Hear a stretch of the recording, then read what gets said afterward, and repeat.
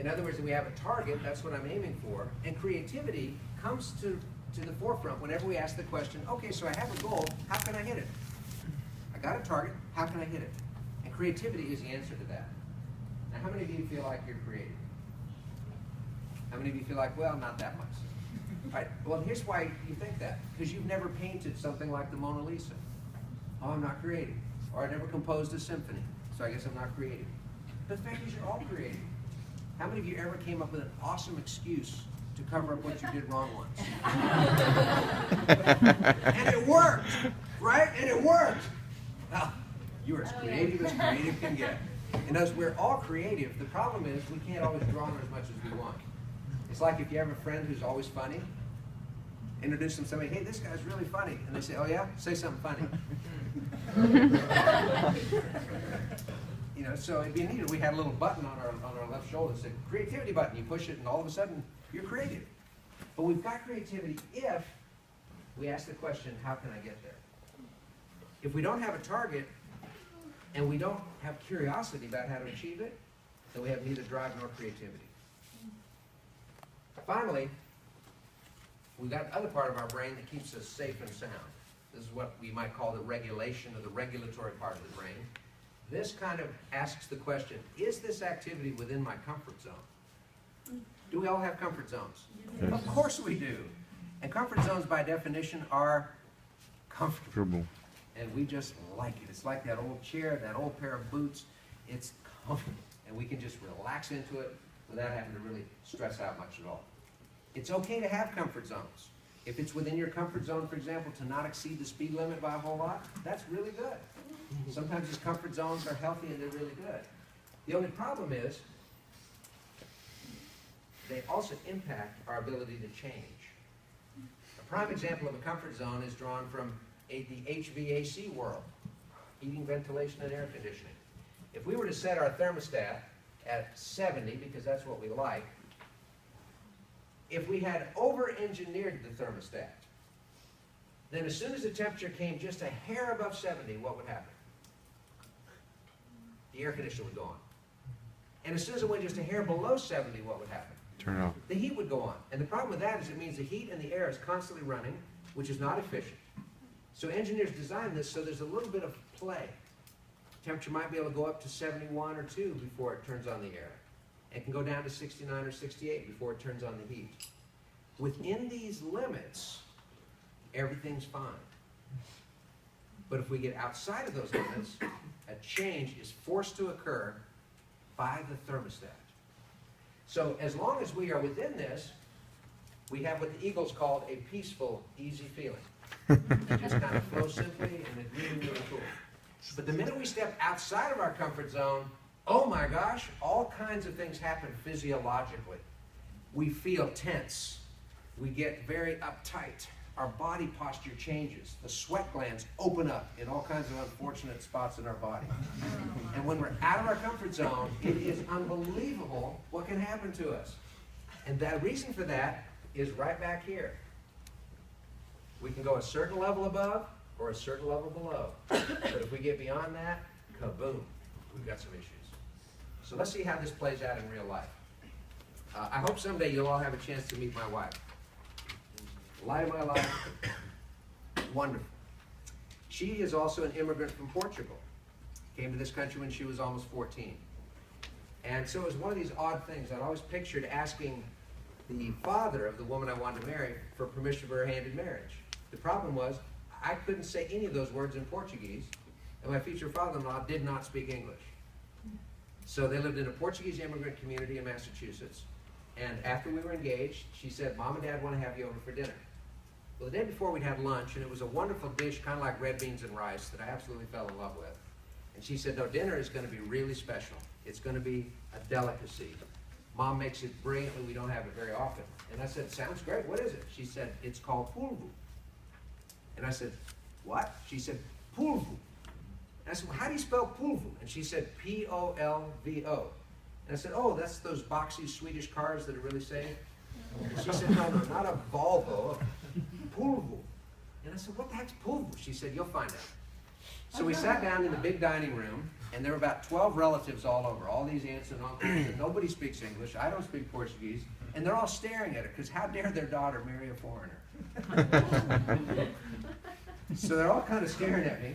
And my future mother-in-law brings out this tureen with a top on it and puts it right in front of me. And let me just say, it smelled exotic. And Maria said, the pulvu's in there, and she wants you to serve yourself first. Now they're all staring at me. And I had no idea what pulvu was until I opened up the lid and discovered pulvu is the Portuguese word for octopus. Now, I grew up in the mountains of northern New Mexico. Octopi few and far between. Didn't actually make my mother's menu that frequently. And when I looked at that steaming pot and there were tentacles like this, and there were the little head of the octopus, and all the suckers on those tentacles, and I remember just looking at Maria, who was right next to me, and I said, Maria, there's an octopus in there. I think it ate the pulvu.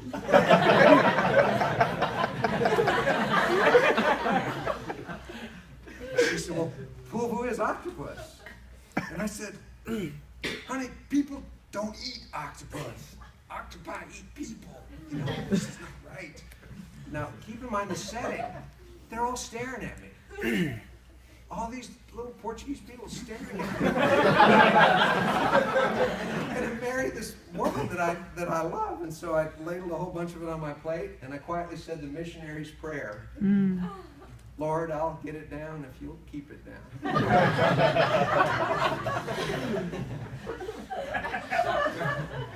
I took a bite, and it was the most delicious thing I had ever tasted in my life. I went through 3 plates of it. I request it often. When I'm a good boy, I get it on my birthday. Come over sometime, we'll make pulvu for you. It's absolutely incredible.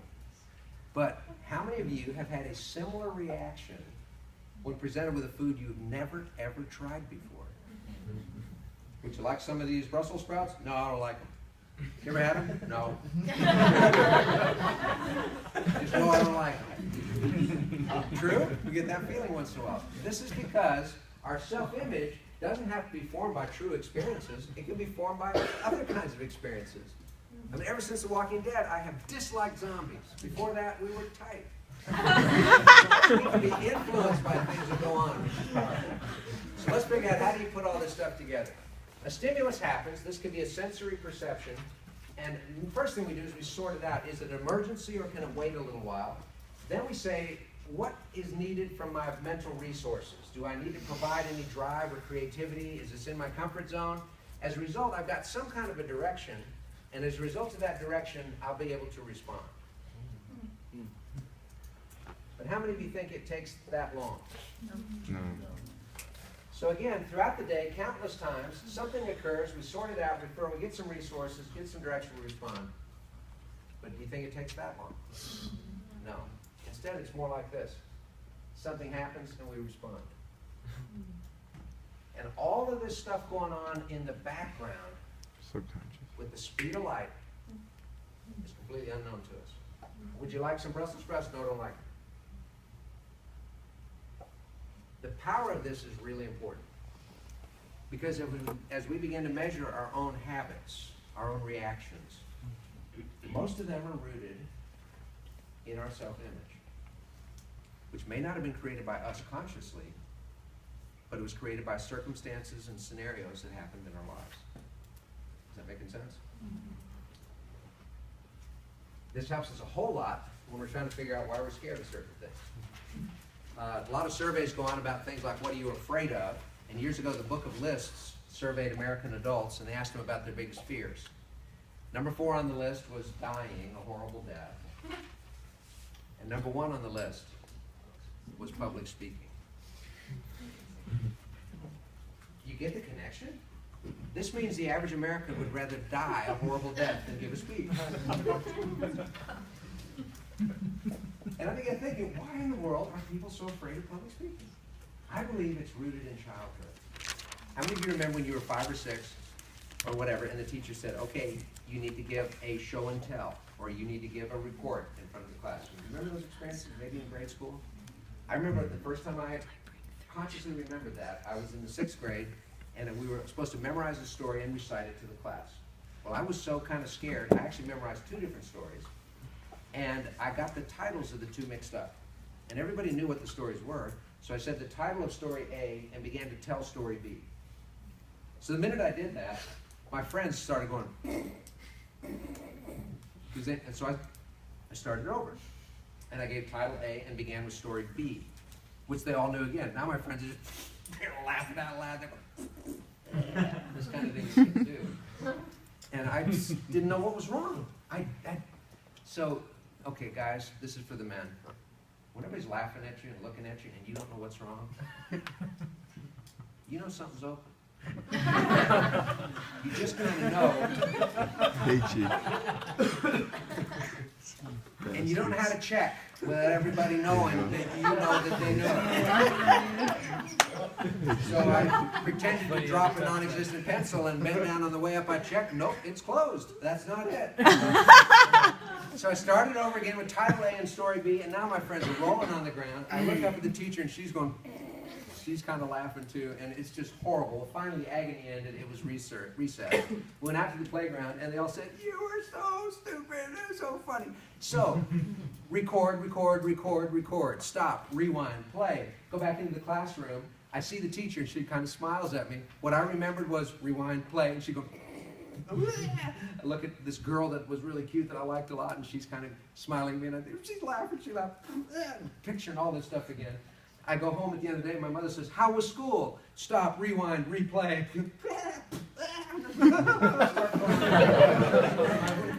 My father comes in the room with his gentle manner and says, "Why are you in your room? What happened today? Tell me right now."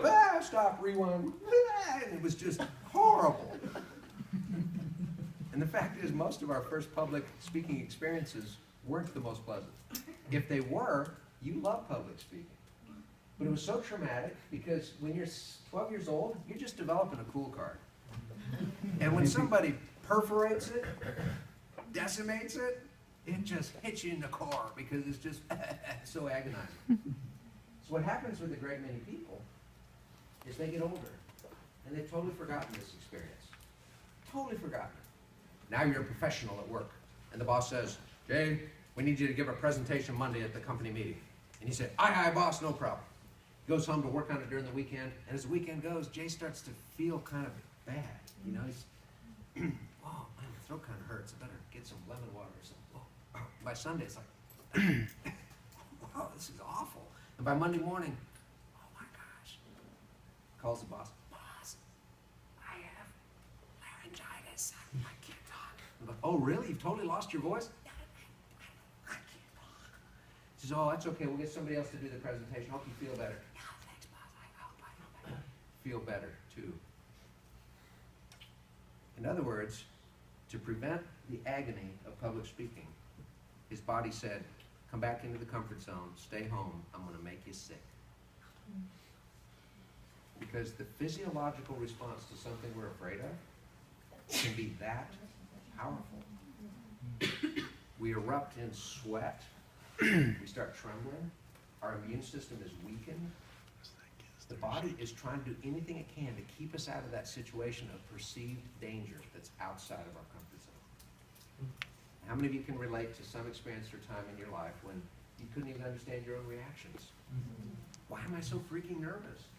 Right? Okay, pick on you guys again. Did you ever rehearse your phone approach the first time you asked a girl on a date? You wrote it out, you practiced it, you recorded it, you played it back, you checked it out. You were calm, you said, yeah, okay, got this now. I got this. And then as soon as she answered the phone, you went, "Oh, Sheila." "Oh, man, I didn't practice." You know, it just flips aside. Because once you're out of your comfort zone, man, everything goes haywire. The number 2 fear was going to the dentist. Now, no offense if any of your parents are dentists. But the first time I went to the dentist, I was in grade school, and my mother got me out of school early, and I said, "This is great, what are we doing?" She said, "We're going to the dentist." And I said, "Awesome." I didn't know what a dentist was. So we went to the dentist, and we waited in the waiting room. Have any of you noticed that the typical dental waiting room has walls made out of paper? Every sound can come through. So after a while, you get tired of looking at that fish, the one fish that's swimming back and forth, trying to find Wallaby Way. Back and forth, just, can't get there. So then you start listening to the